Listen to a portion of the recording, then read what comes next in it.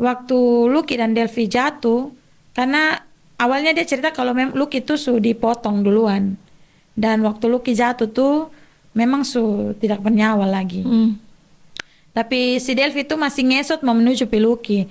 Jadi yang 3 orang tuh kembali tuh, yang satu laki-laki dengan dua saksi yang ikut serta. Nah, yang laki-laki tuh langsung potong Delvi 3 kali. Nah, terus yang 2 saksi yang ikut serta nih juga 3 kali ikut. Jadi terus abis itu don cungkil Delvi mata. Waktu dia sebut dan dia kasih tahu alamat rumah dan beda, dan Delvi kakak jemput. Dan waktu itu ketemu sonetanya yang dia pun teman tuh datang, terus dia langsung bilang, lu cerita beta cerita keluarga kalau ketemu dua nih ikut potong Delvi. Omong potong gampang-gampang gitu kan? Iya. Dan waktu dia mengaku keluarga korban tidak ada yang sentuh dia pun kulit. Malahan dia sakit saja. Delvi pun om, Delvi pun bapak bawa dia berobat. Beli kasih dia pakaian dalam. Kak, Dia cuma makan tidur. boleh spill ke si beta ini pelaku-pelaku dengan ini orang-orang gila dong. Ini memang anak Kupang kah atau? Iya, anak Kupang. Yang dia kan lari di Jakarta. Kuliah di sana. Oke. Ini yang eksekusi Delvi nih. Yang punya parang dan balok yang ambil dari rumah. Nah, waktu ambil BAP itu dia kan sana ada di Kupang. Dia ini di Jakarta. Waktu habis Lucky dan Delvi meninggal tuh dia di Jakarta. Nah, setelah itu ambil BAP itu online. Waktu ambil BAP itu dia online. Video call. Dia tuh sehat, Kak. Waras. Dia sangat waras. Sehat walafiat. Nah, pas mau prarekon tuh dari penyidik bilang dia tuh gila.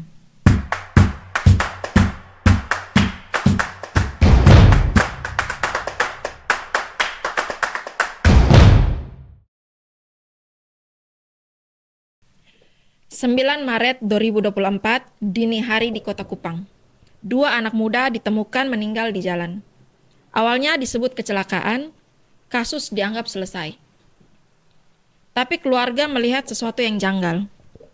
Luka-luka yang tidak masuk akal, cerita saksi yang berbeda, dan pertanyaan yang terus muncul.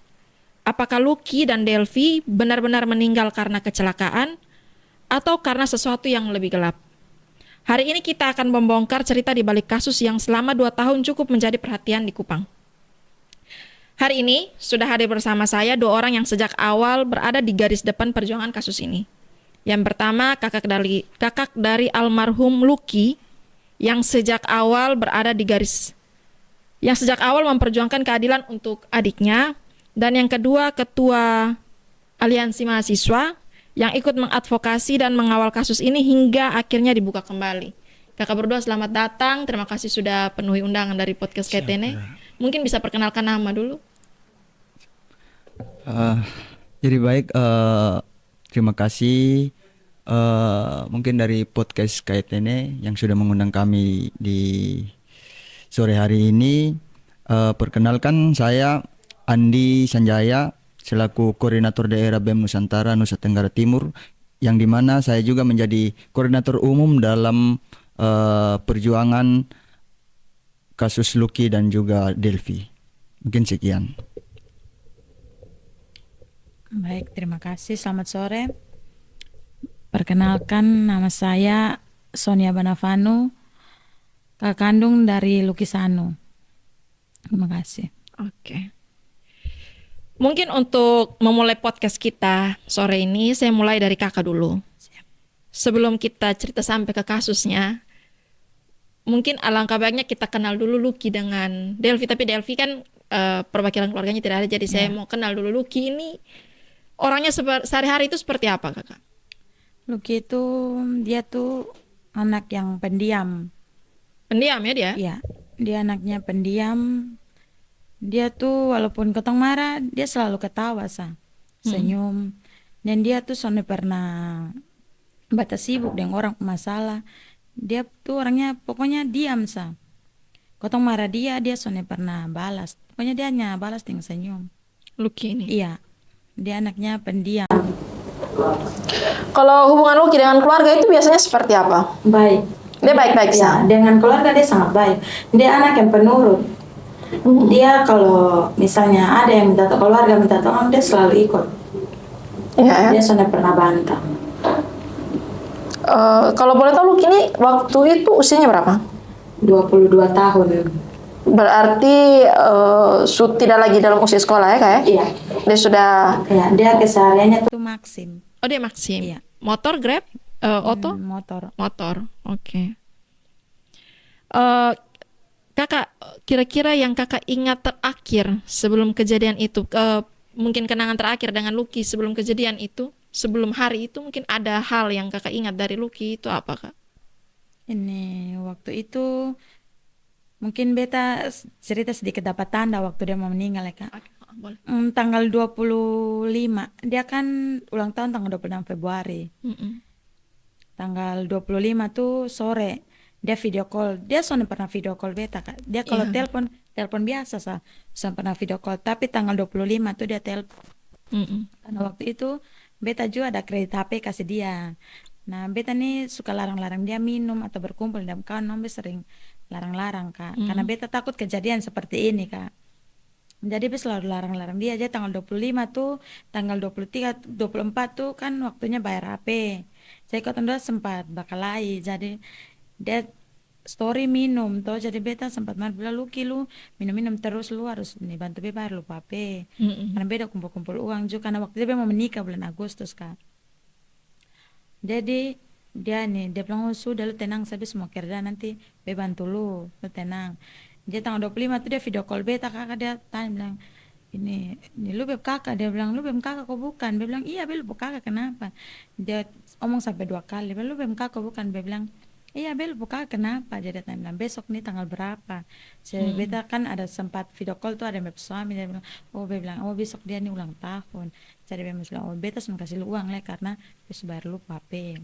Mm-mm. Dia sudah kak habis itu sudah tanggal 26-nya beta sonde pernah kak beta sonde pernah kasih dia ucapan ulang tahun beta pokoknya jam 12 malam atau pokoknya biar kasih dia ucapan tapi yang tanggal 26 dia ulang tahun beta sonde kasih dia ucapan sama sekali kak. Mm.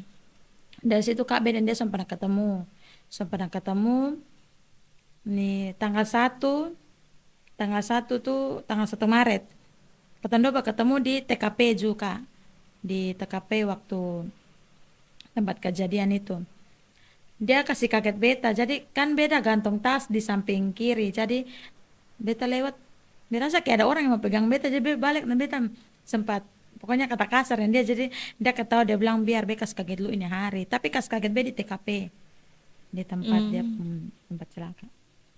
Jadi sudah beta usah bilang kasih dia uang 100 jadi beta bilang oh, beta kasih dia uang 100 beta kasih dia beta bilang jangan ini beta bilang jangan pakai ini uang untuk minum simpan untuk bayar motor karena waktu itu dia ada sementara kredit motor dia bilang iya beta sona apa sona buat apa-apa dia sudah kak dia duduk di depan teman TGP situ kak kedua pernah ketemu nah pas hari Kamis juga lupa juga itu tanggal berapa pokoknya bulan Maret hari Kamis beda dan dia story minum-minum kak jadi be marah be bilang ini lu kilo nih son mau dengar beta leko beta omong di lu son pernah ini bilang stop minum bacaan-bacaan lu kawan karena waktu itu dia pernah kena Levi kak. Mm-mm. Dia be sempat berobat nah kan cuman beta dan dia nah be pun kisah hidup dan dia nih kakak dari 2005 Mm-mm. memang meninggal tuh ketong dua tinggal terpisah memang waktu kecil ketong dua sering ketemu tapi kan masih kecil ketong belum mengerti jadi nih bapak bawa dia pergi tinggal di Oibufu ketong dua pernah ketemu jadi itu 2019 kak 2019 baru ketong dua ketemu Mm-mm. 2019 itu baru ketemu ketemu saya ketemu kayak baru mau mulai ketemu kisah kakak adik begitu jadi apa yang dia butuh apa yang dia mau tuh kak be akan usahakan walaupun beta pinjam uang di orang be akan usahakan untuk dia Mm-mm. karena be pikir cuman beta dan dia jadi beta harus usahakan apa yang dia mau ya sudah ke hari Kamisnya tuh terakhir ketemu dosen bacet nah hari Sabtunya tuh jam 4 pagi beta tiba-tiba bangun kak karena beta mimpi dia nih datang pakai celana pendek pegang ayam laki nih terus gantung begini tapi kepala nih putus jadi dalam mimpi tuh beta batarek bem kakak ipar beta bilang aduh nih lu datang do ini nih lu kira ada bawa ini ayam nih kepala nih dia pun suami pun ayam bilang nama Martin bilang, ini ada bawa Martin pun ini ayam nih ini ada nih kepala Mm-mm. jadi ini sudah habis itu hanya mimpi sampai situ Saka. Jadi hari Sabtunya tuh, nah beta pas siang kerja.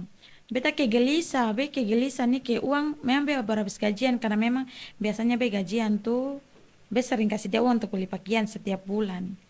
Jadi beta ke, pokoknya gelisah begitu, be bangun hitung uang ke, berasa son cukup ini uang di dalam tangan ini son cukup Kak. Jadi kebetulan waktu itu tuh ada beta ada punya be ada barang masdik, pegadaian jadi ambil tambah pinjaman, be ambil tambah 1.500.000. Jadi waktu itu tuh di motor di atas di atas Maxim tuh bapak telepon tapi beta sonde ini apa sonde mau angkat beta kasih mati mungkin nih dia juga mungkin bilang lu jangan angkat kalau lu ambil ambah uang supaya bisa beli kasih be pakaian dia sudah KB ambil sampai di tamni be sampai pegadaian waktu itu juga antrian nih banyak kata be beta pun bedong melayan be paling duluan jadi sudah beta ambil habis uang beta hitung-hitung uang nih 2 juta lebih di dalam tangan 2.400.000 kok berbilang aduh ini berasa kayak ini uang nih be puas begitu kayak uang cukup dia sampai di luar beta sementara hitung-hitung uang mau pesan Maxim mau saudara perempuan di telepon dia bilang Sonia lu di mana be bilang beta ada di rumah beta ada tapi bapak tuh chat tapi be sonde baca kalau bapak tuh chat bilang Sony ini lu kini sona ada lah tapi be belum baca chat di telepon dia bilang ini lu di mana be bilang ini be di rumah be tahu muka be di rumah dia bilang ini lu kayak ada celaka bilang beber mau tanya celaka di mana sudah bilang sudah meninggal jadi dia bilang lu tahu sebab motor lu tunggu di rumah ketemu jemput lu jadi sudah kak ketemu di rumah sakit umum Waktu itu di rumah sakit umum kota atau ya rumah sakit umum kota? Iya. Oke. Kira-kira waktu itu bagaimana pertama kali keluarga menerima kabar tentang Lucky meninggal ini kakak? ya Kak. Pertama kali keluarga mendengar tentang Lucky meninggal itu bagaimana ceritanya? Kronologinya seperti apa? Ada yang telepon kah? Atau Iya telepon ada yang telepon waktu itu ada orang yang kasih naik di Facebook jadi bapak dompet tetangga yang di Obufu tuh yang lihat jadi telepon bapak Icat nah sementara itu kan bapak bawa bemo lampu 6 jadi telepon telepon bilang Lucky ini sudah meninggal tapi bapak kecil nih kasih tahu di bapak bilang Lucky ada celaka di rumah sakit umum nah sampai di rumah sakit umum baru kasih tahu kalau dia di ruang mayat nah dari situ baru bapak dong Bapak mulai ke keluarga. ya. Kalau tidak salah kan waktu itu ditemukannya Lucky ini kan Lucky dan Delvi ini dini hari ya, Ya dibawanya ke rumah sakit, tapi waktu itu belum ada identitas. belum Terus orang dong tahu dari mana? Mereka hanya posting saja. Berarti tetangga ini hanya lihat dari foto itu dong Iya. tahu oh, ini Lucky. Atau kayaknya di rumah sakit tuh ada tetangga dia kerja di rumah sakit tuh ada tetangga makanya kasih telepon kasih tahu di bapak kecil bahwa ini kayaknya Lucky, iya. jadi datang Iya, pastikan karena dulu. kan lihat motor dia pun dia motor Oh oke.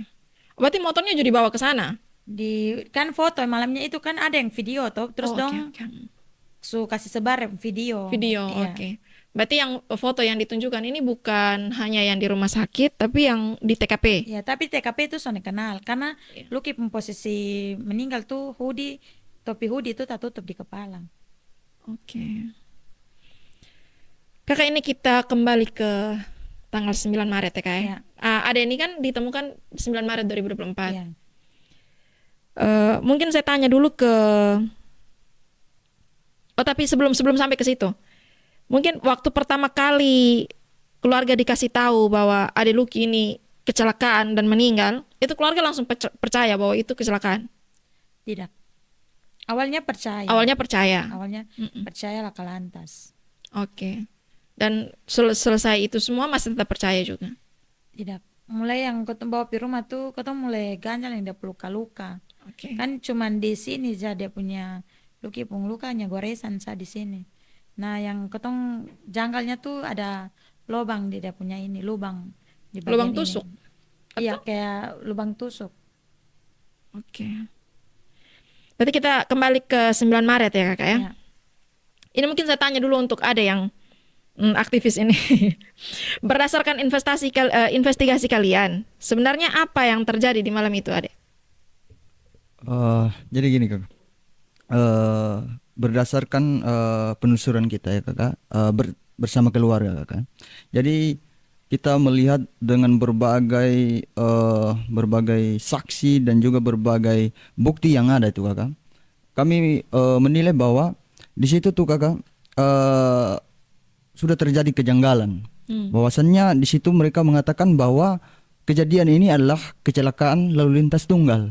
Nah, sementara berdasarkan bukti dan juga saksi yang kita sudah telusuri bersama keluarga, itu menunjukkan ada kekerasan yang membuat si korban ini meninggal begitu. Yang dilakukan oleh beberapa terduga pelaku ini gitu. Jadi demikian. Tanda-tanda itu apa Sa? Jadi berdasarkan yang sudah ditelusuri bersama keluarga itu yang kita melihat ada beberapa hal kakak.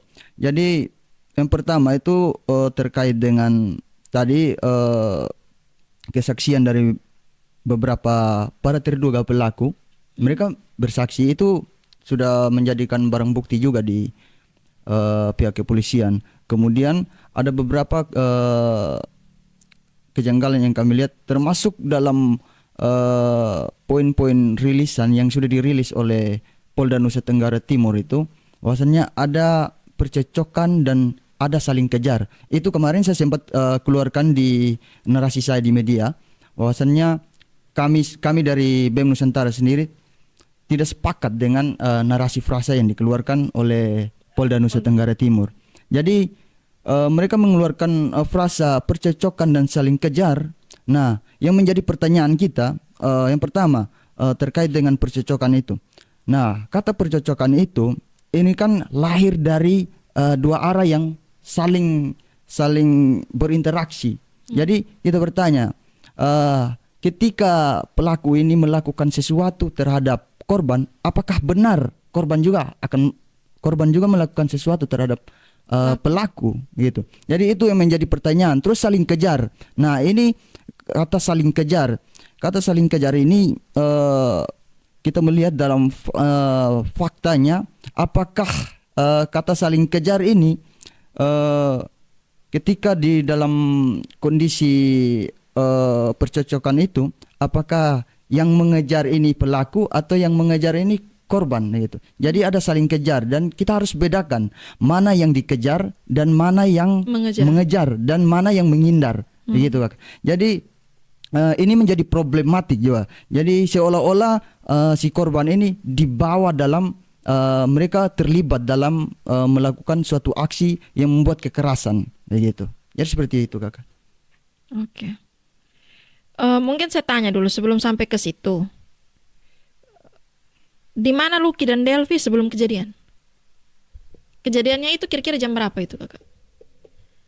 Kejadian waktu sampai mereka akhirnya ditemukan meninggal. Sebelum mereka ditemukan meninggal itu mereka berdua ada di mana? di Terminal Oibufo. Oh berarti masih sama-sama itu? Iya. Sekitaran jam berapa itu Kak? 12 atau 12 lewat. Pagi, malam? Malam. Iya. Berarti mungkin lagi ada nongkrong-nongkrong juga? Iya. Atau Lucky ada dengan beberapa teman-temannya. Dia punya bapak kecil bungsu. Kira-kira benar tidak kalau yang seperti Polda tadi sudah omong bahwa memang ada kaitan kematian dua adik ini dengan percecokan antar pemuda di, kalau tidak salah bilang di depan Alfamart TDM. Indomaret TDM. Iya. Itu memang betul ada kaitan? Kalau menurut kakak berdua? Kaitan, karena begini, kematian mereka berdua, adik berdua ini betul-betul ada kaitan dengan percekcokan itu atau tidak? Ada. Iya. Ada. Tapi waktu itu mungkin karena masyarakat juga tidak tahu ya. Iya. Waktu mereka ketemu jenazah itu mereka hanya bilang laka lantas. Oke. Berapa banyak saksi waktu itu? Waktu ditemukan terus selama masalah ini? Jadi izin Kakak. Jadi untuk saksi ini dibagi lagi dalam berapa bentuk ya Kakak, dalam berapa orang. Jadi ada saksi yang hanya melihat, ada saksi yang ikut serta. Jadi yang untuk sementara ini ada beberapa saksi, bukan saksi yang hanya melihat, tapi saksi yang ikut serta, yang kemudian sudah dipanggil oleh pihak kepolisian sampai saat ini. Mungkin, diperiksa? Iya, sudah diperiksa Kak. Ini maksudnya saksi yang percecokan itu? Atau saksi yang di TKP waktu ditemukan mereka berdua meninggal ini?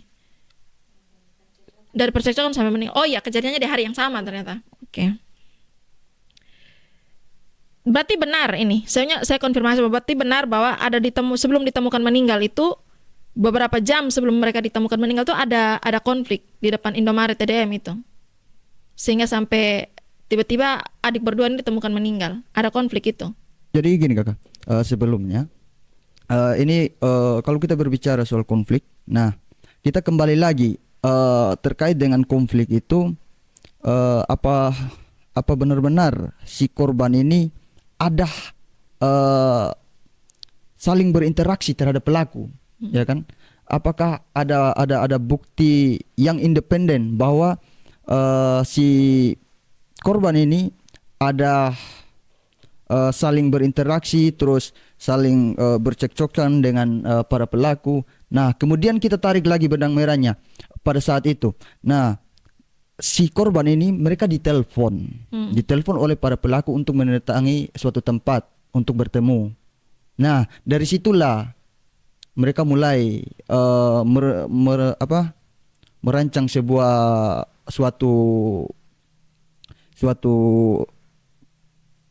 aksi lah begitu. Suatu aksi untuk di mana sampai pada titik TKP itu mereka dibunuh gitu. Sebelum kita simpulkan bahwa ini mereka dibunuh ya Kak, sebelum kita sampaikan ke situ. Saya mau tanya dulu. Kasus ini kan awalnya ditutup sebagai kecelakaan kan. Terus tiba-tiba keluarga mungkin merasa ada banyak kejanggalan. Nah, pertamanya yang saya tanya itu, kejanggalan pertama yang membuat keluarga tidak percaya kalau ini kecelakaan itu apa? Kejanggalan apa itu? Jadi mungkin saya tambahkan sedikit, nanti baru keluarga tambahkan. Jadi pada awalnya kakak mereka kan mengatakan bahwa ini adalah kecelakaan tunggal. Nah, dengan berbagai upaya yang dilakukan oleh keluarga, bahwasannya mereka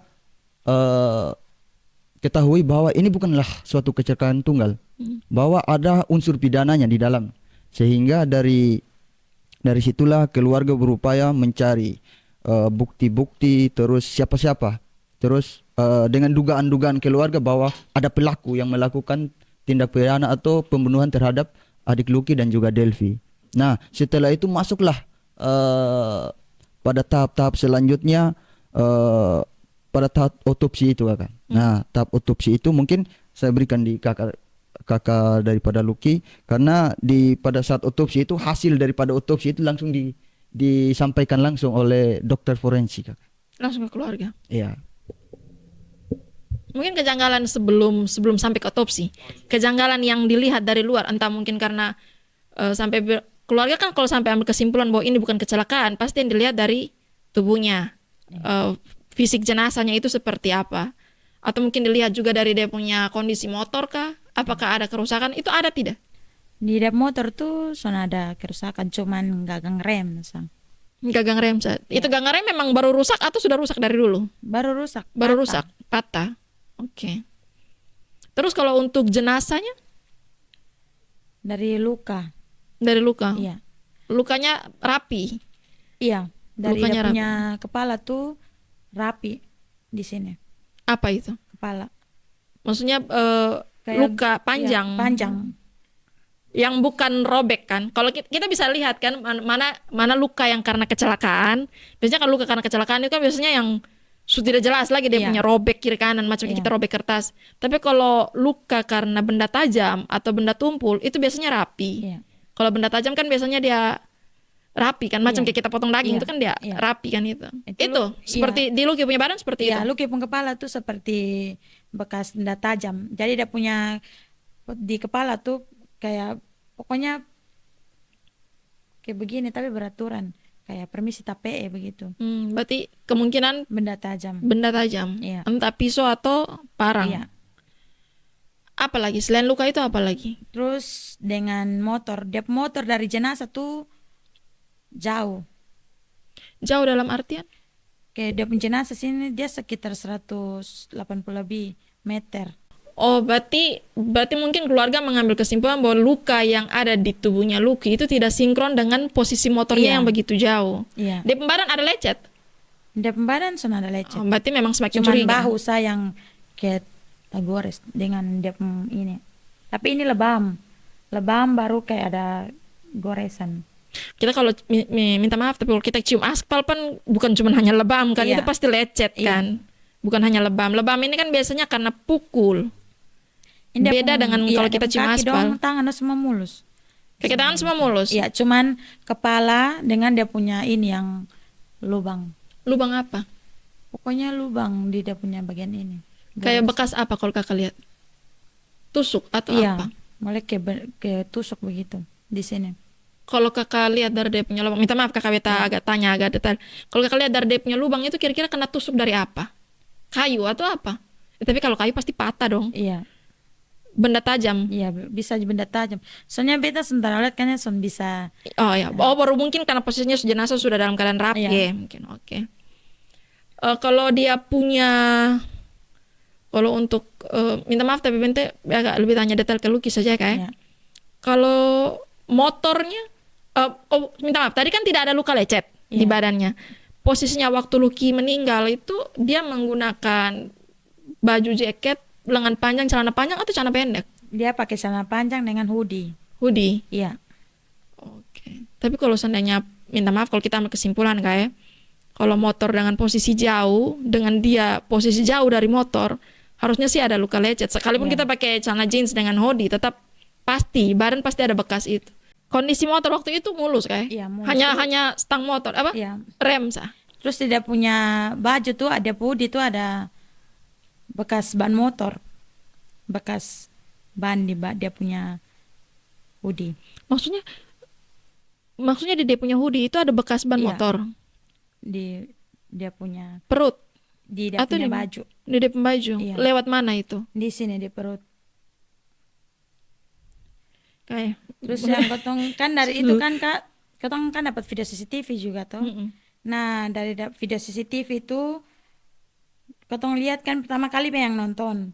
Memang ada 2 motor kejar non dari belakang. Nah, terus Lucky pun yang satu motor di belakangnya Lucky tuh mepet. Terus Lucky pun motor tuh lampu motor tuh goyang. Nah, dari situ tuh kotong son percaya kalau dia tuh celaka tunggal. Oke. Kalau boleh tahu waktu itu dia celaka di bagian mana? Di celaka di daerah mana? Di Jalan Samratulangi, di depan taksi Gogo Lama, Oke. Sapa Barat. Waktu itu kakak dapat CCTV-nya dari toko sekitaran situ Iya, atau dari? toko Centralize, toko bangunan. Berarti dari sekitaran Iya, situ. dengan My Kopi O. Oke. Kira-kira ada saksi tidak yang melihat korban sebelum dipukul atau dikeroyok? Bahwa ada saksi yang melihat, kayaknya ini bakalan jadi potensi masalah nih. Sebelum sampai ke masalah mereka ditabrak, Iya. sebenarnya masalah apa sampai mereka ada cekcok itu? Kalau yang sejauh ini kakak mereka dengar, ada masalah apa? Mm-mm. Kita belum bisa bilang ini motif ya kakak, karena ini kan kita semuanya masih dalam tahap dugaan nih. Tapi sebenarnya ada masalah apa sampai ada dugaan bahwa ada kejar-kejaran itu? Apakah mungkin ada cekcok antar 2 pemuda kah, ada baku rebut maitua kah atau apa? Tidak. Ada masalah apa antara anak-anak muda yang lain yang diduga pelaku ini Iya, iya. sama si Lucky dan Delvi ini? Kalau sejauh ini dengan keluarga baik kita juga dari BEM Nusantara sampai saat ini motif atau kejadian awalnya itu sampai sekarang juga kita tidak tahu seperti apa gitu. Jelasnya Bahkan dari seperti apa? pihak kepolisian juga sampai sekarang belum mengetahui motifnya seperti apa sehingga terjadinya kejar mengejar terus sampai mereka dibunuh. Belum tahu semua. Belum tahu juga. Berarti masih abu-abu semua ini. Saksi yang melihat bahwa memang ada masalah antar pemuda ini, ada saksi tidak? Sebelum sampai kecelakaan itu. Ada saksi tidak bahwa memang ada masalah, ada baku sambung mulut kah atau ada baku pukul kah? Ada saksi kakak? Kalau saksi sih cuman yang pertama dong, kan awalnya tuh ini pelaku 3 nih lewat dari terminal Ibu waktu dong ada duduk situ. Jadi dia balik maki Lucky dan Delvi. Dan ada Lucky dan Delvi itu ada duduk dengan Lucky pun teman-teman di situ. Nah, jadi karena dari dong maki Lucky dan dia pun kawan Ray ini kejar 3 pelaku nih, terduga pelaku. Sampai di depan Alfamart TDM Joysop Jalan Superdi. Samping-samping Joseph ya. Di situ jadi sempat Lucky pun teman nih cekik yang di tengah. Jadi dia punya 2 orang yang bawa motor nih, dong bilang ini dia nih ada mabuk. Jadi memang waktu itu yang Reni bilang yang di tengah tuh ada sandar di depan temannya bawa motor. Nah, dia pun teman-teman yang lain nih kan ada duduk di depan Indomaret, Mm-mm. depan Indomaret. Jadi Siapa punya teman-teman kakak? ini Si para pelaku, terduga pelaku ya, dong terduga ini. pelaku Oke. nih dong ada duduk di depan ini Indomaret. Jadi karena ini dia mabuk, jadi Lucky omong di depan teman bilang, oh sudah dia nih ada ini apa? Dia ada mabuk, cek tong lepas saja sudah. Lucky dan ini Ray kembali pi di ini terminal Ibufu yang ada Delphi. Nah sebelum itu waktu ini dong turun, nah Delphi kasih tahu di Lucky pun teman-teman kalau itu tuh dia pun teman anak anak Ropes, anak Eba. Jadi sudah.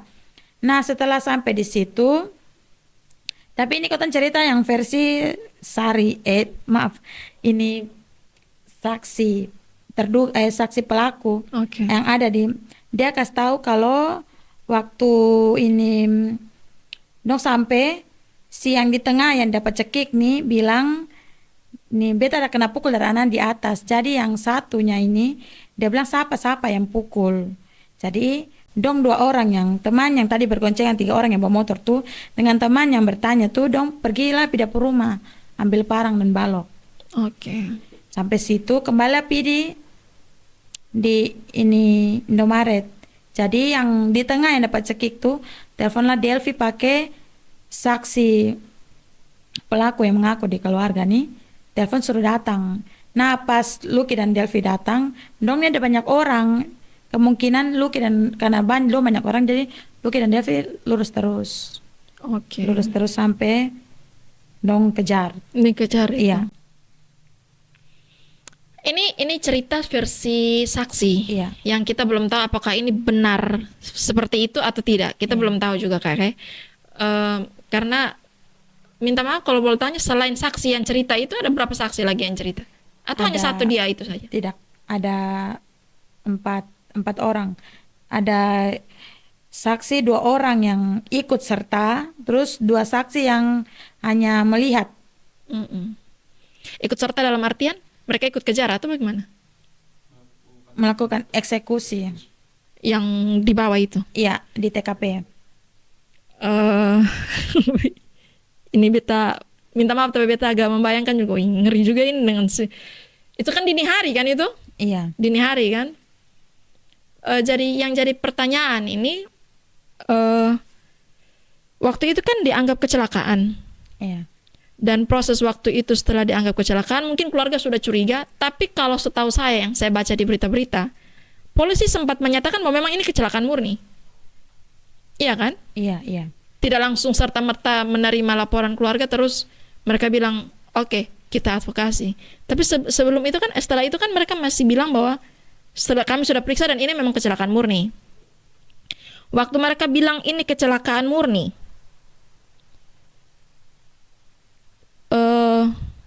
itu perasaan keluarga pertama bagaimana kakak? Masih curiga, masih mau berjuang atau langsung oke lah kalau memang kecelakaan ya sudah. Waktu pertama ketong tahu kalau itu laka lantas, memang ketong percaya kalau itu laka lantas. Tapi setelah ketong lihat dia pun jenazah dan dia pun luka-luka, nah itu yang ketong sonde percaya. Dan waktu itu kan ambil CCTV-nya tuh tanggal 11. Terus tanggal 12 tuh ketong pergi lapor di lantas. Saya tanggal 13-nya tuh ketong kembali datang masa CCTV dengan oknum lantas di centralized.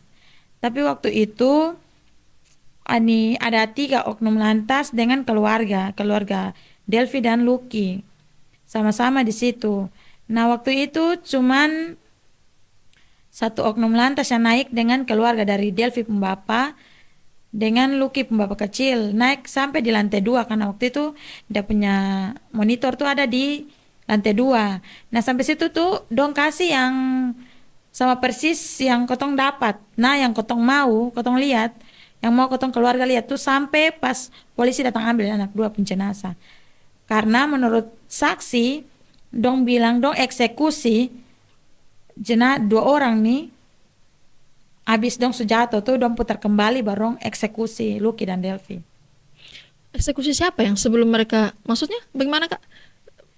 Karena menurut saksi, 4 orang saksi nih, Mm-mm. Delvi dan Lucky, Delvi itu dipotong di bagian kepala, 3 orang. Nah itu 2 saksi yang tadi Be bilang, yang ikut serta. Terlibat Iya, memang. ikut serta. Mereka yang memang pegang alat Iya. itunya, Iya. alat eksekusinya Iya. itu. 2 orangnya yang lihat. Ya, yang 2 orangnya tuh lihat dari jauh. Mm-mm. Dong kayak pantau dari jauh. Oke. Berarti memang kasus yang dibawa di Samratulangi itu memang ada saksinya. Dan 2 orang ini memang sudah diperiksa. Mereka jujur saja dengan polisi seperti itu atau bagaimana? Awalnya dia jujur di lantas tuh dia jujur. Tapi awalnya dia belum cerita yang sebenarnya kalau dia nih ikut serta. Nah, setelah dia tinggal di Delvi punya rumah tuh 8 bulan. Dia tinggal di Delvi itu ditampung karena keluarga rasa kalau dia sudah datang dia mengaku dia nih ketemu saksi inti, saksi kunci. Jadi dia tuh dipiara oleh 2 keluarga di Delvi punya rumah selama 8 bulan. Nah, pas tanggal 19 April dia panggil Delvi punya bapak dan dia mengaku. Dan waktu itu dia yang sendiri suruh rekam. Jadi dalam dia punya pengakuan tuh dia mengaku kalau waktu Lucky dan Delvi jatuh, karena awalnya dia cerita kalau Lucky itu sudah dipotong duluan. Dan waktu Lucky jatuh tuh memang tidak bernyawa lagi. Tapi si Delvi itu masih ngesot mau menuju Lucky.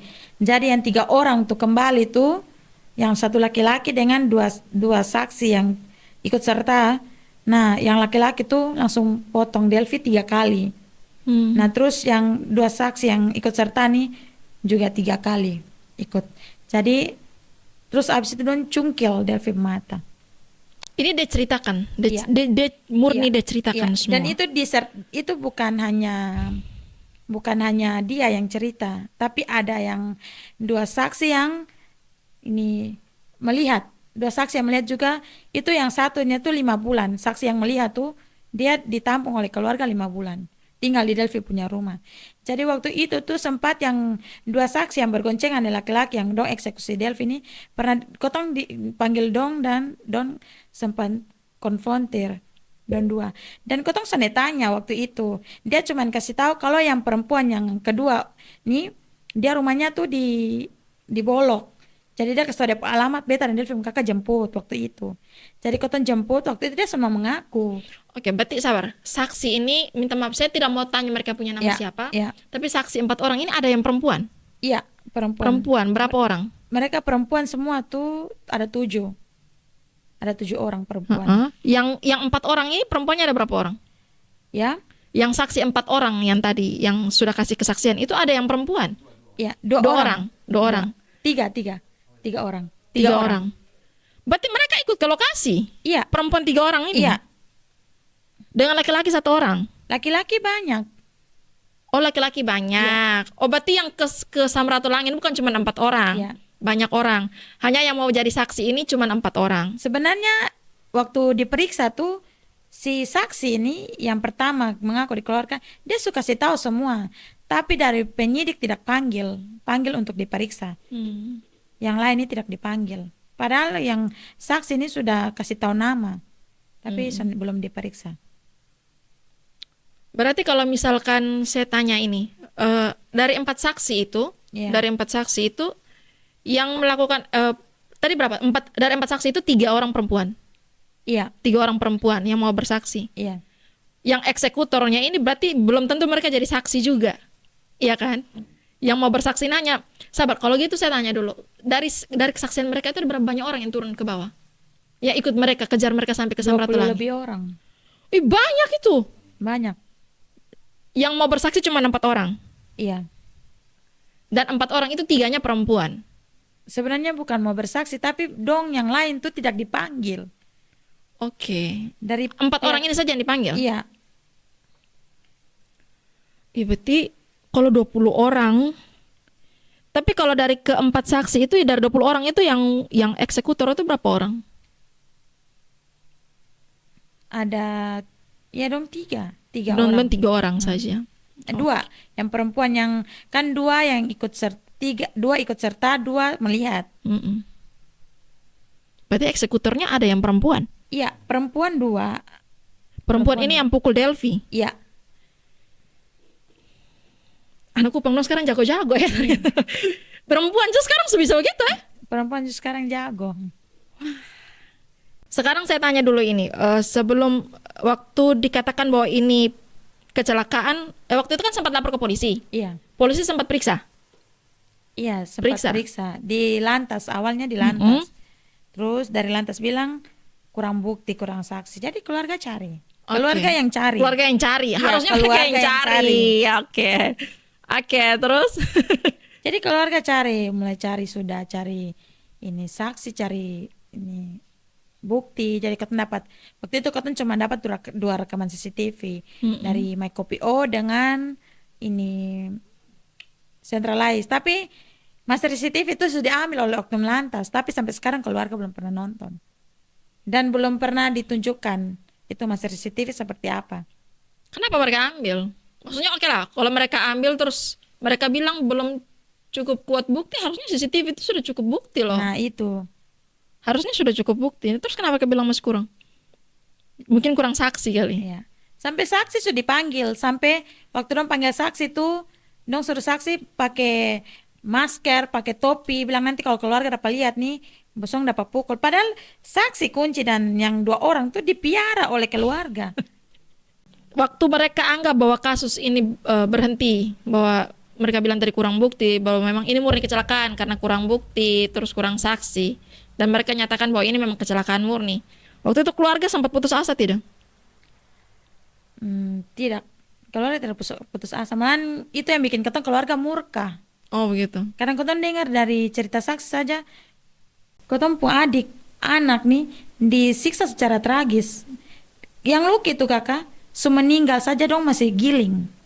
Menurut saksi. Digiling bolak-balik. Jadi Lucky tuh jatuhnya tuh matono, digiling. Dong lebih dari motor bergoncengan. Giling bolak-balik, terus balik lagi giling. Dan itu bersesuaian dengan hasil otopsi kak. Beta yang masuk waktu otopsi. Meninggal saja kakak masih digiling. Itu ketong dengar, mungkin kakak dong yang orang lain saja pasti sakit hati. Apalagi ketong yang dia punya kakak, dia punya orang tuh. Itu tuh yang bikin ketong tambah murka dengan ini. Kalau bilang kasus selesai, ketong akan tinggal diam. Nah waktu itu mungkin saya tanya ke adik yang mahasiswa ini, awalnya kalian tahu tentang kasus ini itu dari mana? Jadi awal mulanya dulu itu ada kegiatan di Taman Nasional. Nah, kebetulan waktu itu saya mau dikasih undangan sama omnya Delphi.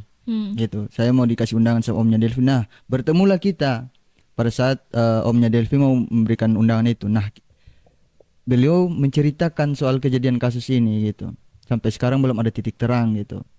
Jadi ketika saya mendengar kasus kematian adik Lucky dan juga Delphi, ya sudah, oke lah. Saya langsung memberitahukan kepada beliau omnya Delphi itu bahwa saya ingin bertemu dengan kedua keluarga. Nah, ketika kita bertemu, mereka menceritakan semua terkait dengan kejadian itu. Nah, ketika mereka sudah menceritakan, ini saya pribadi cukup memprihatinkan juga. Dan pada saat itu saya sampaikan turut berduka cita kepada keluarga terkait dengan kepergian Adi Lucky dan juga Delphi. Dalam hal ini kami sampaikan kepada keluarga baik itu dari Adi Lucky dan juga Delphi bahwa kami BEM Nusantara akan kawal kasus Lucky dan juga Delphi sampai semua. Ini bukan 1, 2 atau 3 orang saja, tapi semua pelaku ditangkap dan betul-betul keluarga Lucky dan Delphi mendapatkan keadilan, baru kita semua bisa tenang lah gitu. Sejauh ini langkah-langkah yang kalian buat sebagai aliansi mahasiswa itu apa sah? Aksi sudah? Ya, jadi dulu awalnya kasus ini belum terangkat ya. Jadi ketika saya bertemu dengan omnya Delphi, ketika sudah diceritakan, terus kita bertemu juga dengan keluarga, sudah diceritakan semua. Nah, saya juga pada awal-awalnya itu belum terlalu itu, bukan tidak percaya sih, tapi mau mencari tahu lebih dalam dulu terkait dengan kasus ini. Jadi pada saat itu kita melakukan aksi 1000 lilin, yang dimana supaya kita bisa mengenang kembali kejadian itu, terus sebagai penegasan juga terhadap pihak kepolisian agar ditindaklanjuti atau memberikan kepastian hukum terhadap keluarga. Kemudian itu juga menjadi atensi supaya publik juga bisa tahu bahwa ada kejadian hari ini yang dimana kedua orang anak ini dibunuh. Sampai saat ini belum ada titik terang atau belum ada tindak lanjut yang sangat serius dari pihak kepolisian gitu. Sejauh yang kalian investigasi itu apa saja yang kalian dapat? Berdasarkan penelusuran, jadi kita BEM Nusantara sendiri kakak, jadi kita tidak bekerja sendirian, kita pasti bekerjanya bersama-sama dengan keluarga. Ya, dalam melakukan penelusuran baik itu bukti-bukti, saksi. Dan ini sedikit cerita. Jadi saksi dan bukti-bukti itu yang dipakai daripada penyidik Polda Nusa Tenggara Timur hari ini, itu bukan mereka yang cari, itu dari keluarga. Jadi kasarnya gini, keluarga hanya memberikan mereka makan, terus mereka makan kayak gitu. Selain itu tekanan publik, pernah buat aksi massa? Pernah. Jadi kita sudah demo di mana waktu itu? Di Polda. Di Polda. Di Polda. Mereka terima tidak? Itu terima. Terima. Audiens di dalam. Audiens dengan Wakapolda. Dengan langsung Wakapolda. Tekanan publik ini selain ke aksi massa, bakar 1000 lilin. Kemarin saya lihat mengenang 2 tahun ya. Mengenang 2 tahun. Itu langsung di lokasi meninggalnya adik berdua ini. Terus sejauh ini di media, sebelum sampai ke podcast KTN ini, di media sudah pernah? Di media banyak, tapi kita sampaikan lewat media online terkait dengan narasi-narasi kita untuk penegasan terhadap pihak kepolisian gitu. Kira-kira selama kalian advokasi itu ada tekanan tidak? Karena saya tahu nih, biasanya kalau gerakan-gerakan kayak begitu, terus yang melawan hal yang mereka buat terus kita lawan, itu biasanya ada kiriman-kiriman tekanan yang agak ganjil-ganjil. Itu kalian pernah terima tidak? Banyak kakak. Jadi tekanan-tekanan itu terlalu banyak. Saya tidak tahu dari pihak mana. Entah itu dari si A dan si B, saya tidak tahu. Tapi dalam hal itu juga ketika terjadi hal-hal seperti begitu, pasti saya bersama-sama dengan keluarga. Jadi keluarga juga punya komitmen bersama kita BEM Nusantara. Ketika ada tekanan-tekanan yang mungkin mengintervensi dan mau mengintimidasi kami, pasti kita akan bersama-sama dengan BEM Nus. Itu dari keluarga gitu. Oke. Waktu tadi malam saya buka, waktu kita rencana mau podcast hari ini itu saya sempat bongkar timeline kasus ini dari tahun 2024 sampai 2026. Ada satu yang cukup saya bilang, wah ini berarti bukan kasus, bukan main gila lagi, yaitu satu kejadian yaitu otopsi. Padahal sudah dikubur kan itu. Iya. Itu kalau boleh tahu waktu itu otopsinya bulan berapa? Mereka berdua ini kan meninggal bulan Maret. Otopsinya bulan berapa? Januari 2025. 2026. Berarti baru dong. Berarti baru bulan kemarin. Ya. Setelah 1 tahun lebih. Minta maaf tapi kakak waktu itu ikut otopsinya. Itu kan kalau sudah 1 tahun berarti jenazahnya sudah tidak seperti yang pertama kan. Tapi kalau otopsi tetap akan dapat hasilnya kan. Saya mau tanya dulu, waktu itu kenapa keluarga minta otopsi ulang? Harusnya kan dari bukti-bukti luar itu kayaknya saya rasa cukup sih. Ada dia punya CCTV, ada dia punya foto-foto luka luarnya seperti apa, saksi sudah ada. Terus kenapa harus otopsi lagi? Jadi gini kakak, kenapa dari pihak keluarga itu dan aliansi itu meminta agar segera diotopsi?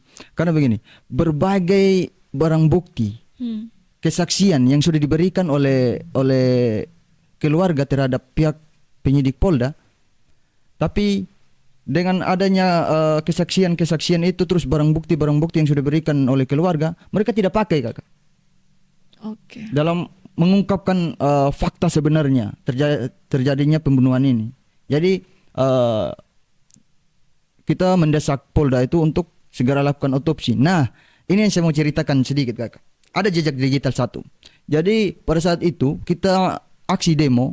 Nah, yang mungkin kakak sempat lihat ya, yang gerbang Polda itu sampai jatuh tuh. Jadi itu aksi sampai gerbangnya jatuh. Nah, kita beraudiens dengan Wakapolda. Nah, ketika kita beraudiens dengan Wakapolda, ada janji kita tadi yang kita sampaikan. Ini saya duduk bersamaan dengan penyidik Polda. Saya duduk di sini, mungkin penyidik di kakak di situ. Jadi dia keluarkan 2 surat. Dia keluar dua surat. Dia sampaikan bahwa surat yang pertama ini adalah hasil visum. Nah, surat yang kedua ini adalah hasil otopsi. Sedangkan dalam faktanya keluarga belum terima surat persetujuan untuk otopsi. Dan belum pernah juga kuburan ini dibongkar untuk otopsi dan sebagainya. I see. Otopsi ini kan baru bulan Januari. Ya. Sedangkan surat otopsi itu sudah ada, mereka sudah kasih tunjuk di bulan Desember. Oke, berarti ada manipulasi surat di situ. Bukan, ya dugaan kita bukan manipulasi surat saja. Dari surat itu kan ya mungkin sampai pada mungkin ya ini dugaan kita mau melindungi para pelaku atau mau menghilangkan barang bukti dan sebagainya. Ini kita tidak tahu kan. Ini dugaan kita saja. Kita gitu. masih duga. Ya. Semua ini masih dugaan. Kita masih karena keluarga punya hak untuk menyimpulkan. Oh, kita belum otopsi kok kamu sudah kasih keluar surat otopsi, hasil otopsi. Itu kan juga bukan cuman janggal, ganjil. Hasil otopsinya kalau boleh tahu, mungkin bisa cerita sedikit setelah otopsi. Apa saja yang ditemukan setelah otopsi? Hasil otopsi dari Lucky rusuk 4 patah. Oke. Berarti dada, mungkin sinkron dengan ceritanya kakak ya, yang digiling bolak-balik. motor. Ya. Oke. Terus dada kiri patah, jari 2 patah, rahang patah. Jadi waktu itu ada pembukaan darah di sini sama di belakang. Itu pembukaan darah. Jadi waktu itu Lucky itu kepala, tengkorak kepala itu Gurinda. Jadi Lucky punya Gurinda yang potong besi ini? Iya kak, di Gurinda ada kepala. Itu sudah meninggal saya kakak. Nah itu kotong yang lihat, beta yang lihat sendiri. Saya beb adik sudah meninggal, sudah disiksa lah, sudah jadi tengkorak saja pun dipotong dia pun tulang. Itu manusia dari mana? Kok bisa maksudnya otak? Jadi waktu itu kan dokter forensik kak yang karena pembusukan lanjut toh kak. Jadi dia punya kepala itu di Gurinda. Jadi waktu itu beta agak jauh dari dia punya. Mungkin di sini, beta duduk sini. Jadi waktu itu dokter panggil, mari kakak sama bapak datang lihat. Jadi waktu dibuka tuh kak, dia punya kepala bagian dalam tuh patah, bagian dalam. Jadi Lucky pun bagian bentuk kepala yang dipotong Tengkoraknya itu tuh kak kayak bentuk G. Tapi kalau lebih mirip huruf 6, angka 6 itu bisa tercabut dia bagian kepala belakang. Kalau dia punya G tuh begini tuh kak, kalau tersambung jadi angka 6 tercabut. Terlepas dia pun tengkorak kepala karena cuman beda sedikit sisa sedikit iya. Jadi yang beta Sone terima waktu itu tuh yang waktu dong Gurinda itu saat di bagian dalam kak itu bisa patah bagian dalam tuh bisa patah padahal di luar tuh patah tapi bagian dalam juga patah. Oke. Itu penyiksaan seperti apa? Dan itu kan kita belum tahu. Maksudnya kak bukan beta mau tambah luka kak ya, tapi Iya. kita sudah tahu apakah waktu dia di Gurinda itu memang dia sudah putus napas Tidak atau belum. Pokoknya ini waktu di otopsi. Waktu otopsi? Iya. Oke. Waktu otopsi. Tapi maksudnya kan yang di Gurinda itu waktu yang kejadian di Samratulangi kan? Tidak, itu tuh menurut saksi tuh dia dipotong.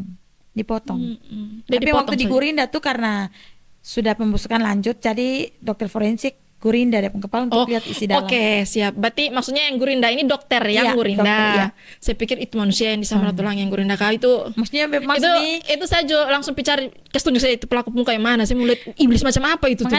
makanya beta sebenarnya sakit hati nih waktu dia meninggal kan sudah disiksa.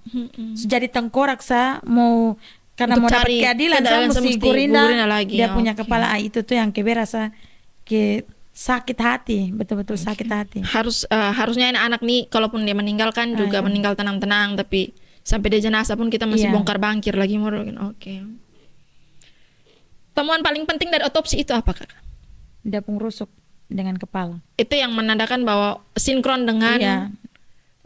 CCTV yang atau saksi, Saksi. terus yang orang saksi-saksi berikan bahwa memang dia digiling. Dia betul. digiling bolak-balik. Tapi begini, kalau saya pikir keluarga minta otopsi itu satu hal yang tepat. Karena Iya. kalau otopsi itu sekalipun kecil saja, sekalipun kecil, DNA pelaku itu pasti tertinggal. Mungkin dari situ kah polisi pernah panggil saksi lain selain 4 orang itu? Setelah otopsi ada panggil saksi lain tidak? Jadi setelah otopsi itu tidak ada saksi lain yang dipanggil. Tapi ada satu saksi dia yang datang sendiri di keluarga. Dia tidak Oke. dipanggil Setelah otopsi? setelah Tapi otopsi. awalnya Kak, awalnya dia tuh diperiksa di lantas.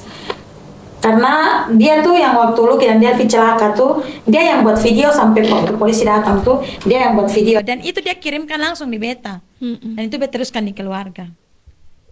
Dan itu tuh yang merasa janggal dari itu tuh, Lucky pemotor kan awalnya di kamera tuh kita lihat kalau dia pun setir tuh Kak menghadap ke kamera. Tapi waktu dia video tuh, dia punya setir tuh menghadap kembali ke jenazah di korban nih 2 orang. Kakak, waktu kakak dong lihat itu video yang kakak dong curiga apa? Itu Dia di- dari motor Dari motor juga itu. kita curiga. Ada kemungkinan tidak dia digiling pakai motornya sendiri? Pakai motornya Lucky Tidak, tidak? karena menurut saksi dong bergoncengan lebih dari 2 orang dan lebih dari 2 motor. Oke. Giling bolak-balik. Giling bolak-balik. Iya.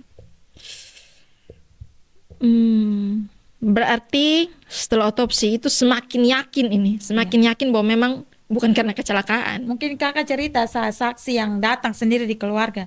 Itu ketemu dapat dia tuh dari live.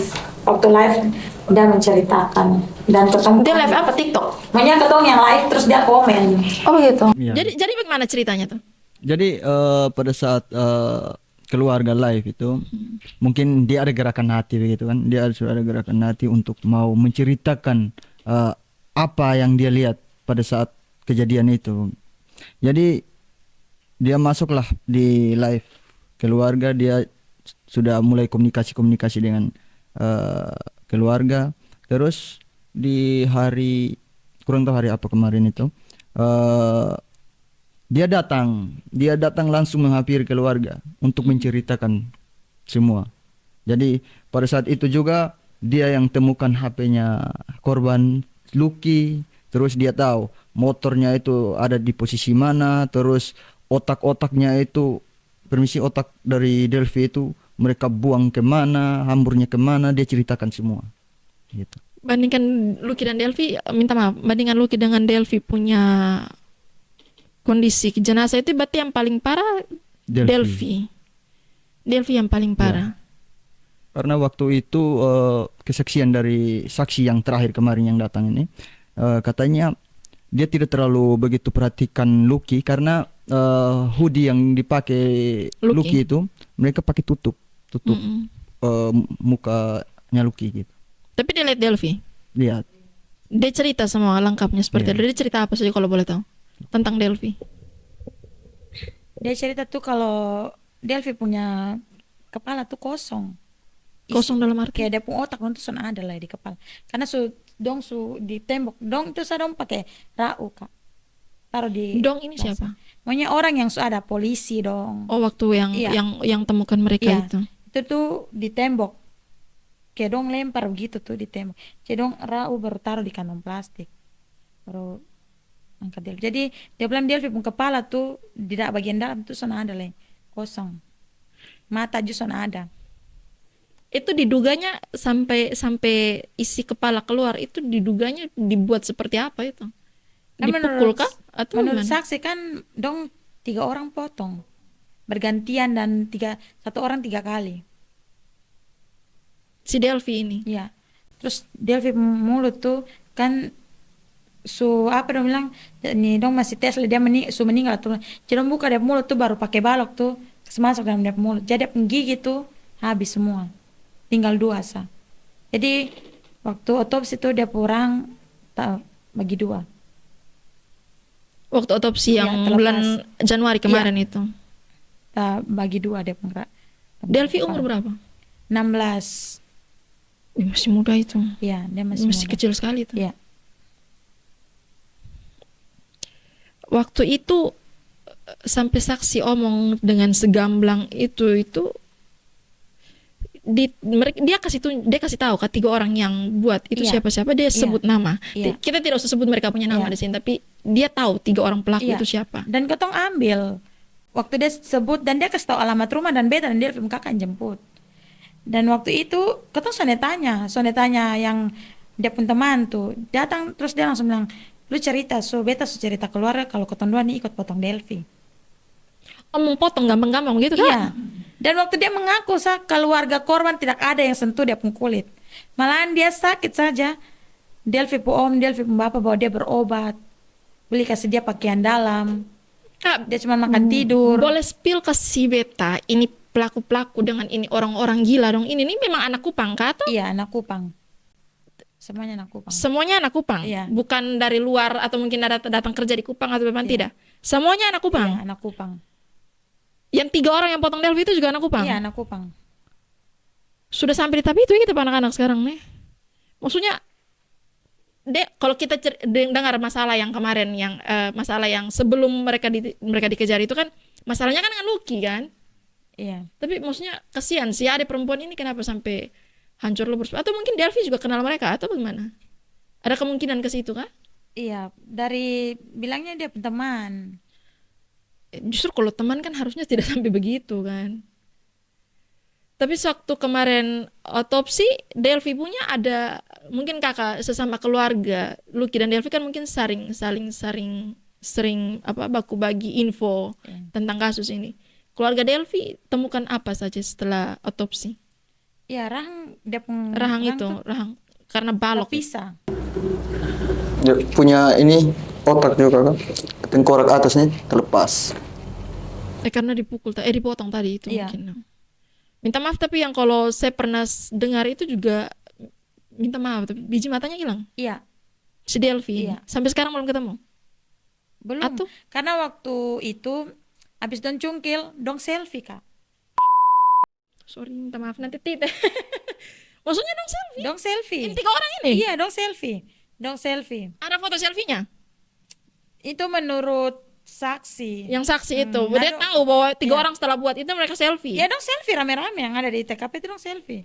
Terus dong pergi buang di ini jembatan Sapa Pondure itu. Mm-mm. Dong buang dan balok di situ.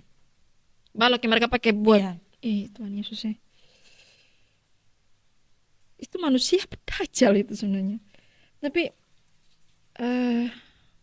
keluarga Delvi si keluarganya Ade Delvi ini sejauh ini maksudnya saya menjadi tidak menyambung dengan kok mereka masih bisa mau tampung itu 2 saksi tadi sedangkan mereka 2 atau mungkin karena Delvi sebegitu parah.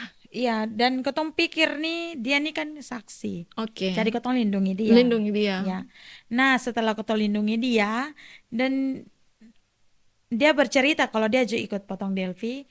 Ketong bawa ini Delvi punya om, Delvi pembapa, serta Lucky punya om, bawa dia lah di Polda untuk Karena dulu status Ya, bukan lagi nah. saksi. kasih tahu dia kasih tahu dia punya keterangan, tapi bukan diperiksa, malah dia kasih tahu kalau dia tuh tidur di dalam Polda. Dan pagi jam 9 dari Polda pesan Maxim antar dia pulang ke keluarga korban. Nah, dari itu karena takut menjadi hal yang tidak diinginkan, maka bawa dia di rumah aman. Sampai rumah aman dia tipu ini satu rumah aman terus dia kabur. Sampai sekarang kabur. Ada Sudah dia kembali? ada di sini, ada di KUP, masih ada di sini. Terus nah setelah itu Koton dipanggil. Koton dipanggil oleh penyidik Polda. Katanya Koton paksa ini anak dong. Padahal ada bukti rekaman, Koton rekam dong mengaku nih ada. Dan itu Koton kuasa hukum sendiri kasih. Harusnya dengan bukti rekaman itu sebenarnya sudah sangat kuat tanpa mereka kasih keterangan Iya, lanjutan Kak. di Tapi Polda kan. Koton tuh dipanggil, keluarga dipanggil terus menerus dan bilang itu tuh saksi tuh ditekan oleh keluarga. Padahal ada rekaman. Maksudnya kan kalaupun seandainya ditekan mereka punya kesaksian itu juga begini. Saksi ini kan ketika mereka omong itu dalam keadaan sadar, Iya. iya kan? Mereka dalam keadaan sehat dan dalam keadaan sadar sudah memberikan kesaksian itu. Jadi kalau misalkan itu juga belum lagi jadi bukti kuat itu juga rancu sebenarnya.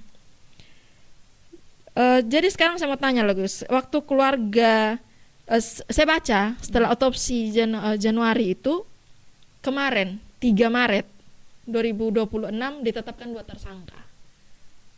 Akhirnya final lah sudah bahwa memang ini bukan kecelakaan. ya kan? Ditetapkan 2 tersangka itu betul atau tidak? Jadi gini, bukan di Maret kemarin kakak. Jadi tersangka ini mereka ditahan di per tanggal 4 Desember kalau tidak salah. 4. Setelah otopsi? Sebelum. Sebelum otopsi? Nah, jadi ceritanya gini kakak. Setelah mereka ditahan, bahkan keluarga dari pelaku yang ditahan, mereka bersama-sama dengan kami aliansi untuk melakukan aksi demo. Keluarga pelaku. Jadi begini, mereka tidak terima. Memang secara faktanya anaknya mereka itu melakukan pengejaran terhadap korban Lucky dan Delvi, gitu. Mereka mengakui soal itu. Tapi untuk mengeksekusi Lucky dan Delvi mereka tidak melakukan itu. Sehingga mereka berpikir ada upaya mereka ini dijadikan kambing hitam dari kasus ini, gitu. Oke, berarti diambil kesimpulan bahwa 2 tersangka yang ditetapkan ini sebenarnya kalau mau dihitung-hitung mereka hanya ikut saja. Kalau yang berdasarkan kesaksian keluarga pelaku kah atau bagaimana? Mereka bukan yang eksekutor. Ya. Mereka mungkin ada di situ, tapi mereka bukan yang eksekutor. Mereka bukan yang eksekutor, tapi yang menyebabkan Lucky dan Delvi itu jatuh dari motor itu mereka. Oke. Tapi kalau mau bilang kayak begitu, cuma memang 2 orang ini juga penting. Iya. 2 orang ini juga penting. Jadi memang kalau mereka ditahan untuk sementara saya sepakat sih. Karena mungkin dari 2 orang ini akan tambah lagi tersangka yang lain. Waktu keluarga mendengar ditetapkan 2 tersangka ini, reaksi keluarga bagaimana? Yang kalau menurut dari beta sendiri, yang beta yang mau beta kejar itu yang eksekusi Bapak Adik dan yang giling Bapak Adik. Mungkin dari pihaknya Delvi juga maunya yang lakukan itu terhadap Delvi. Total mungkin berarti sekitar 5. Iya, karena Lucky lari itu sudah dengan sekarat. Sudah dengan dia dieksekusi. Jadi lari itu sekarat. Jadi dia lari itu cuma mau selamat. Kemungkinan mau lari, bukan kemungkinan lah, pasti dia mau selamat Kak. Makanya dia lari. Hanya karena dipepet oleh ini 2 orang, maka karena dalam kecepatan tinggi, baru dari kotong lihat dari CCTV itu Kak, memang mepet sekali. Berarti 2 orang yang ditetapkan tersangka ini yang mepet mereka 2 punya motor. Iya. Oke. Tapi lucunya direkonstruksi Kak, di prarekon. Di prarekon itu sempat berkelahi. Ini 4 pelaku nih. Karena yang pelaku yang 2 yang di belakang yang sekarang belum kan, yang kejar ini kan 4 orang.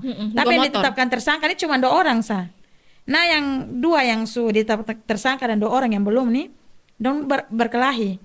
Karena yang 2 orang di belakang bilang 2 orang ini tendang, yang bawa motor yang depan nih tendang. Tapi yang kejar Lucky dan Delvin dia bilang dia tidak tendang, dia cuma mepet di kanal pot. Makanya dong kaget jadi dong jatuh. Oke. Jadi penggunaan parang dan balok itu yang sekarang ditahan, dia yang sendiri bongkar kalau yang itu satu tuh bawa parang, yang punya parang dan balok yang diambil dari rumah tuh, yang sudah ditetapkan sebagai tersangka nih, dia yang kasih tahu kalau waktu dong kejar tuh ada bawa parang dan balok. Yang bawa parang dan balok ini siapa? Mereka 2 yang mepet pertama atau motor yang di belakang? Tidak, itu? Ini orang yang eksekusi Delvi. Oke. Laki-laki yang eksekusi Delvi. Itu termasuk dalam 4 orang yang kejar pertama itu atau beda lagi? Masuk? Dong tuh semua kejar. Dong Satu satu kelompok. kelompok tuh kejar semua. Hanya yang mepet yang 2 orang yang ditetapkan tersangka Iya. ini. Oke. Ibu berapa tadi total berapa dong? Berapa 20 lebih orang? Sekarang kalau ditetapkan 2 tersangka ini keluarga puas tidak puas ya? Tidak puas. Berarti kalau mau ditetapkan tersangka, kalau saya dengar cerita tadi itu 2 orang ini sudah pasti. Iya. Mungkin tambah dengan yang eksekutor itu sekitar 5 orang. 4. Iya. Yang Tapi Delvi 3. kalau menurut beta, karena beta ini kan son mengerti hukum Jo. Tapi kalau menurut beta kan yang kejarnya kan 4 orang. Sebenarnya 4 orang ini harus ditahan. Iya, Karena harusnya. kan 4 orang kan kejar. Nah, kenapa penyidik cuma ambil 2 orang? Tapi yang 2 orang ini bebas berkeliaran. 2 orang ini buron atau? Tidak. Ada berkeliaran. Ada berkeliaran. Malah dia mama sempat adu mulut yang beta. Kalau dia anak tuh waktu kejadian ada tidur bapak lok dan dia. Tapi dia anak dipanggil. Sampai ketong live sebut-sebut dong nama, dong sempat kesel dong pengacara bilang ancam ketong nih bilang ini Pencemaran kesel nama dong bilang keluarga jangan sebut-sebut ketong nama di live atau ketong lapor. Berarti menurut kakak dong belum semua. Bahkan ya seujung kuku saja pelaku yang ditetapkan tersangka ini belum semua. Belum semua yang ditetapkan ya, termasuk yang eksekutor Iya. dong itu belum ditangkap semua. Sekarang ini kita ambil kesimpulan bahwa penetapan tersangka kemarin juga itu kayaknya ecek-ecek saja sebenarnya. Iya, betul. Hanya untuk ya kasih senang lah sudah dua. Kasih senang keluarga. Kasih senang sudah dua tersangka ya sudah selesai. Tapi bukan berarti keluarga juga tidak akan berhenti sampai situ kan. Pasti akan lanjut terus. Sekarang saya mau tanya dulu di antara kakak berdua ini. Menurut kakak berdua, kenapa kasus ini bisa lama sekali terungkap? Jadi gini, Kak. Kasus ini kenapa begitu lama terungkap? Yang pertama, banyak kejanggalan, Kak.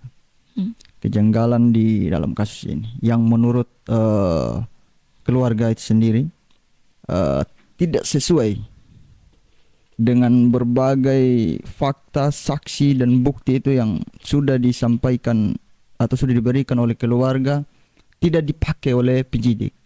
Nah, kemudian kenapa sampai lama? Dugaan kita mungkin para penyidik ini mau melindungi beberapa pelaku, entah itu pelaku eksekutor atau pelaku yang ikut serta atau pelaku yang melihat. Kita tidak tahu. Atau kemungkinan dari pihak kepolisian juga mau menghilangkan barang bukti, baik itu balok, parang, untuk meringankan hukuman terhadap pelaku-pelaku. Itu dugaan kita untuk sementara. Kalau menurut kakak berdua, ini bisa sampai lama itu kira-kira ada dugaan upaya untuk menutupi fakta di awal tidak? Ada dugaan itu tidak? Ya, jadi gini, Kak. Dugaan keluarga dan juga kami dari aliansi atau dari BEM Nusantara itu ada. Jadi dengan beberapa saksi terus bukti-bukti yang sudah ada itu kan tidak dipakai, beberapanya itu tidak dipakai oleh penyidik Polda untuk mengungkap fakta sebenarnya kejadian meninggalnya Adiluki dan Delvin. Jadi dugaan kita itu mungkin mereka ada mungkin ya, ini mereka ada mau melindungi para pelaku, entah itu 1 dan 2 orang, atau mungkin juga mereka mau menghilangkan barang bukti untuk meringankan hukuman terhadap para terduga pelaku. Atau kasarnya begini, mungkin ini lebih mungkin lagi, mungkin para terduga pelaku ini sudah kasih mereka kue-kue apa terhadap mereka untuk ya gitulah, kita tahu sendiri Kakak di negara kita hari ini gitu. Ya memang itu lagu lama sebenarnya kalau sampai kasus seperti ini dan lama sekali terungkap, sedangkan bukti-bukti saksi-saksi lengkap semua kan. Dan kira-kira menurut keluarga, kalau keluarga tidak bersuara, kira-kira apakah kasus ini akan tetap dianggap kecelakaan atau tidak? Jadi gini Kakak, keluarga itu tetap akan bersuara. Tidak mungkin keluarga tidak bersuara. Keluarga akan terus bersuara karena ini menyangkut nyawa. Ya, ini menyangkut nyawa, menyangkut anak mereka atau adik mereka atau kakak mereka atau saudara mereka yang meninggal. Ini ada darah loh yang tertumpah. Jadi kita berbicara soal nyawa manusia ini bukan hal yang sepele gitu. Yang pastinya keluarga itu akan tetap terus bersuara sampai benar-benar ada titik terang atau keluarga itu sendiri mendapatkan keadilan. Oke. Berarti sampai ditetapkan tersangka terduga, yang menurut keluarga itu terduga bahwa tersangka eksekutor itu sampai mereka belum ditetapkan sebagai tersangka, keluarga akan tetap terus bersuara. Ya, jadi seperti gitu Kak. Keluarga tetap akan terus bersuara karena gini. Bukan hanya yang eksekutor saja, bahkan yang ikut serta walaupun tidak melakukan suatu tindakan itu harus ditangkap juga. Terus yang berada di lokasi TKP itu, yang melihat itu harus dipertanyakan juga atau ditahan juga, karena itu semua sudah masuk pada unsur pidana. Iya, Betul. Karena kalau sekalipun mereka ada di lokasi, tapi sekalipun mereka tidak buat apa-apa, harusnya itu juga sudah dipidana karena mereka menjadi saksi dan membiarkan pembiaran kan, Betul. pembiaran tindak pidana itu. Jadi mereka juga dijadikan termasuk dalam pelaku, sekalipun mereka punya kalau sampai di tahap hukum ya, mereka punya sanksi itu tidak sebesar yang eksekutor, Iya, tapi iya. mereka tetap harus dijadikan pelaku karena Betul. melakukan pembiaran itu. Kamu lihat, istilahnya kayak begini, kamu lihat tapi kamu tidak tegur, tidak lapor orang, kamu lepas saja seperti itu. Mbe boleh tambah tadi yang Tentang ini kasus kenapa belum selesai. Karena tadi beta lupa cerita yang waktu prarekon. Waktu kan ada satu pelaku nih si yang dia kan lari di Jakarta, kuliah di sana. Oke. Ini yang eksekusi Delvi nih, yang punya parang dan balok nih, yang ambil dari rumah. Nah, waktu ambil BAP itu dia kan sana ada di Kupang, dia ini di Jakarta. Waktu habis Lucky dan Delvi meninggal tuh dia di Jakarta. Nah, setelah itu ambil BAP itu online. Waktu ambil BAP itu dia online, video call. Dia tuh sehat Kak, waras, dia sangat waras, sehat walafiat. Nah, pas mau prarekon tuh dari penyidik bilang dia tuh gila. Dia tuh gila. Kenapa? Ambil kesimpulan sampai gila, dia gila itu kenapa? Nah, itu Kak, dia gila. Itu mau prarekon loh Kak, bilang dia gila. Nah, setelah itu ketemu pitanya, beta pembapa sama Delvi pembapa.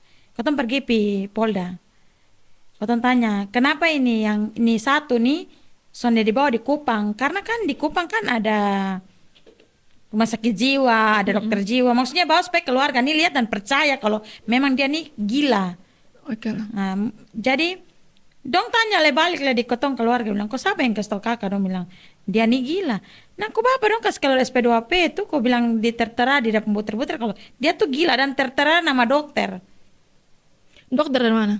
dari sana, dari Depok sana.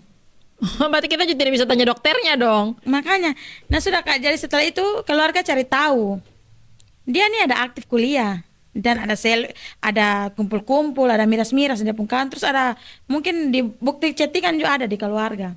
Delvi Oma ada. Dia tuh waras Kak. Masa orang gila bisa bisa aktif kuliah kan son mungkin. Son mungkin. Berarti bukan orang gitu gila. Mungkin dia tuh menyamar menjadi orang gila mungkin. Dan mungkin dia sebenarnya juga tidak ada niat untuk jadi gila, hanya dia Iya. saja dikasih titel menjadi gila. Orang bilang CEO yang menyamar menjadi orang gila mungkin ini. Bisa. Dia kalau orang kita biasa nonton CEO menyamar jadi orang, Iya. kayaknya menyamar jadi orang gila. Mungkin salah satunya ini mungkin dia. Oke. Kak, ini kita kembali ke keluarga. Iya.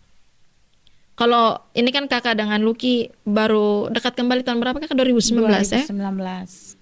Terus 2020, 2021 sampai 2024. Artinya mungkin ya baru dekat kembali Singkat. 5 tahun. Terus kakak dapat kabar seperti itu. Iya. Kalau misalkan Lucky ada nih, Lucky dengar, misalkan Lucky nonton podcast ini, kira-kira pesan apa yang kakak mau kasih buat Lucky?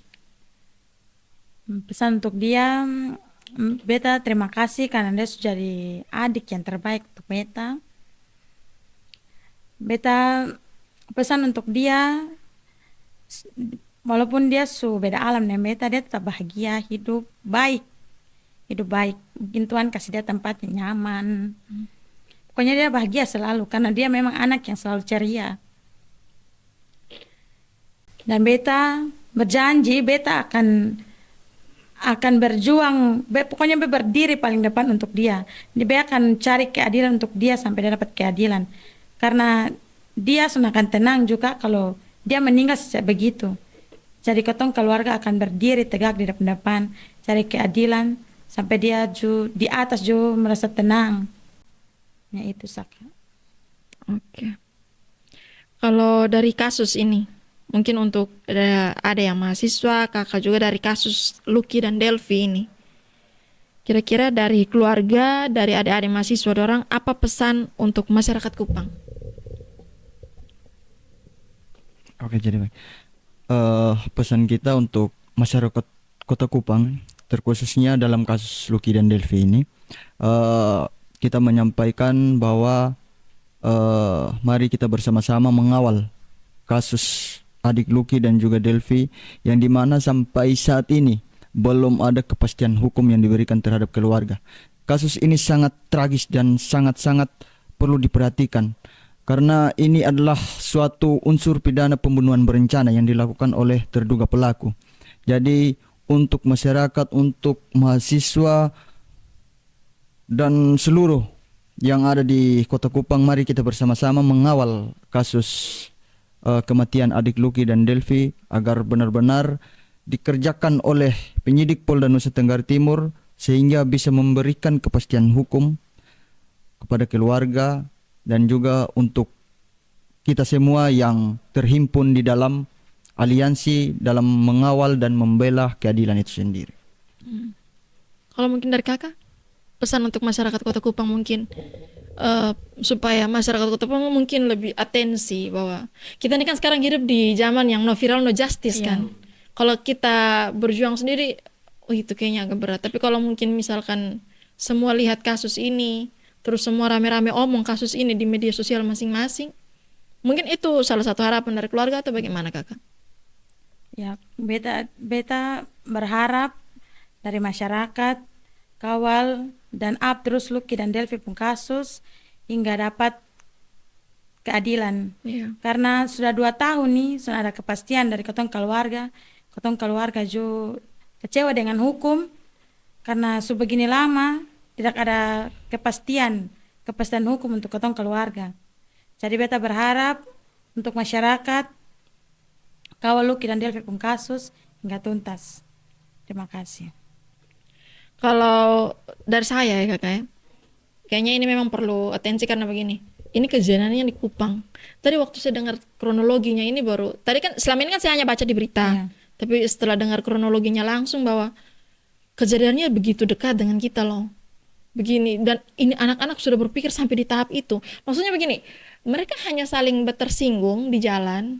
Kalau menurut kakak cerita tadi yang saksi cerita, mereka hanya bertersinggung di jalan, terus saling konfirmasi, saling kejar, konfirmasi kenapa maki kami, terus ada mungkin provokasi atau mungkin ada yang terpicu emosinya, lalu buat hal sekeji itu. Karena kalau saya dengar tadi yang kakak cerita bahwa mereka hanya karena saling bertersinggung, satu ya mungkin yang satu lewat maki, terus yang satu yang kena maki merasa bahwa masa kami dimaki, kami pergi konfirmasi, terus ada saling mungkin baku adu mulut, baku cekcok di situ. Tapi kejadiannya jadi begitu panjang sampai nyawa hilang loh. 2 orang nyawa hilang ini kan juga harusnya tidak perlu sampai begitu kan. Jadi kalau mungkin ini kali kejadian di kakak ada orang punya keluarga. Tapi bisa jadi kemungkinan mungkin suatu saat kalau misalkan kita biarkan kasus seperti ini larut-larut, tarik ulur sana sini, terus dianggap bahwa ini hal biasa, bukan menutup kemungkinan bahwa suatu saat juga mungkin kejadiannya di kami.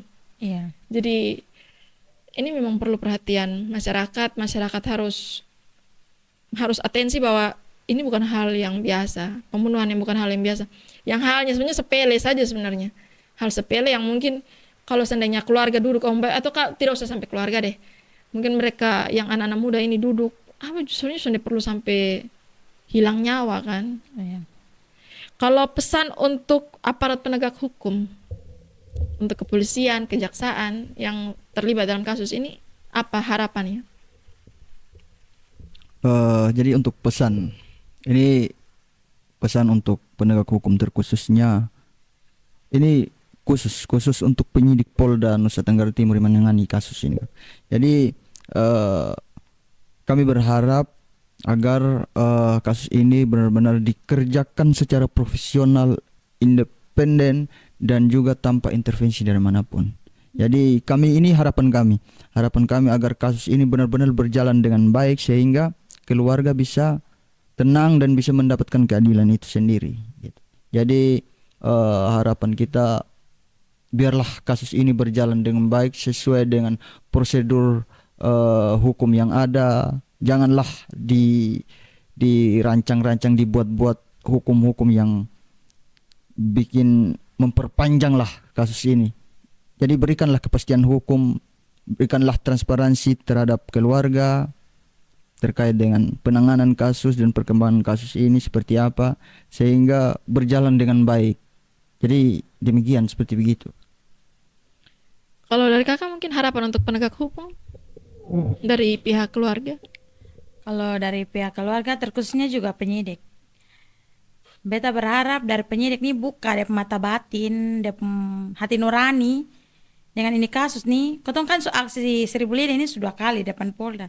Setidaknya su kasih terang no mata. Atau mungkin ya kak, mungkin non terima dana hibah mungkin dari para pelaku. Nah kotong keluarga nih sudah dana hibah. Jadi kotong hanya berdoa di Tuhan. Jadi mudah-mudahan karena kotong su buat akses 1.000 lira untuk para penyidik dong, tolong buka dong mata hati, dong hati nurani dong, supaya kawal ini kasus, pokoknya kawal ini kasus sampai selesai dan berikan kasih kotong keluarga kepastian hukum yang pasti supaya kotong adik berdua nih juga bisa jalan dengan tenang. Oke. Terima kasih. Kakak, harapan keluarga terhadap proses hukum ke depan itu seperti apa? Selain tadi itu kan mungkin ke aparat penegak hukumnya. Untuk proses hukumnya itu seperti apa? Proses yang beta harap semoga bisa berjalan dengan lancar. Sesuai dengan Iya, sesuai dengan yang keluarga ya, harapkan. yang keluarga harapkan. Mungkin dari adik mahasiswa, semoga proses hukumnya seperti apa? Jadi kalau proses hukumnya lebih pada taati prosedur aja. Prosedur hukum yang ada, terus perintah yang diberikan dari pimpinan seperti apa perintahnya dikerjakan. Jangan melakukan tindakan yang hanya itu lebih pada kepentingan semata. Jadi kami dari BEM Nusantara berharap agar lebih transparan. Itu saja, transparan terhadap perkembangan kasus ini, itu yang kami minta. Jadi perlu saya sampaikan juga, ini penegasan ya Kakak. Jadi penegasan kalau tidak ada perkembangan, tidak ada transparansi yang diberikan terhadap keluarga terkait dengan kasus ini, maka keberanian kita sebagai mahasiswa, sebagai terkhususnya BEM Nusantara, kami akan tegaskan dari sekarang kalau tidak ada titik terang, maka kami pastikan kami akan turun di jalan. Ini adalah tanda keberanian kita sebagai aktivis, sebagai mahasiswa untuk mengontrol setiap kebijakan baik itu lembaga hukum maupun pemerintahan. Jadi itulah. Jadi terakhir saya sampaikan kami akan terus mengawal kasus ini. Oke. Kasus Lucky dan Delvi mengingatkan kita pada satu hal penting, yaitu kebenaran kadang tidak langsung muncul. Tapi ketika keluarga tidak menyerah, ketika masyarakat tidak diam, ketika mahasiswa bersuara, kebenaran perlahan menemukan jalannya. Semoga keadilan benar-benar ditegakkan untuk Lucky dan Delvi. Kakak terima kasih, kakak berdua sudah berkenan hadir di podcast KTN, sudah berbagi banyak cerita tentang kasus Lucky dan Delvi ini. Semoga harapan dari KTN, harapan dari saya pribadi bahwa kasus ini cepat selesai, cepat terang benderang, pelaku-pelaku yang memang mereka punya tangan itu mereka pakai untuk ambil nyawa orang itu mereka dapat, mereka punya balasan yang setimpal kayak. Secara dari KTN, dari pribadi ucapkan turut berduka cita untuk Ade Lucky, Ade Delvi. Semoga dengan kasus ini berjalan, proses ini berjalan, ketemu kebenarannya seperti apa, mereka berdua juga tenang di sana. Mungkin itu dulu sekian dari podcast KTN di episode kali ini. Saya Pascalia Kopong pamit, sampai jumpa di episode berikutnya.